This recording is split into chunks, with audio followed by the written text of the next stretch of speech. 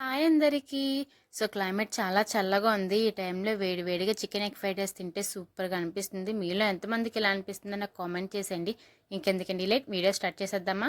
ముందుగా stove on చేసుకొని pan పెట్టేసుకొని 2 టేబుల్ స్పూన్ల ఆయిల్ యాడ్ చేసుకోవాలి. ఆయిల్ హీట్ ఎక్కాక కట్ చేసుకున్న ఉల్లిపాయ ముక్కలు, పచ్చిమిరపకాయ ముక్కలు, కొంచెం పసుపు వేసుకొని బాగా వేయించుకోవాలి. ఉల్లిపాయలు, పచ్చిమిరపకాయలు బాగా వేగాక దాంట్లో టమాటా ముక్కలు యాడ్ చేసుకోవాలి. టమాటా ముక్కలు ఆప్షనల్, మీకు నచ్చితే యాడ్ చేసుకొని లేదంటే లేదు. టమాటా ముక్కలు కూడా మగ్గిపోయాక కట్ చేసుకున్న క్యారెట్, క్యాప్సికమ్ యాడ్ చేసేసుకుని కొంచెం సాల్ట్ యాడ్ చేసుకుని బాగా మగ్గించుకోవాలి. ఆ తరువాత ముందుగా బీట్ చేసుకున్న 2 కోడిగుడ్లు అందులో వేసుకోవాలి. కోడిగుడ్లు పచ్చివాసన పోయేదాకా బాగా వేయించుకోవాలి.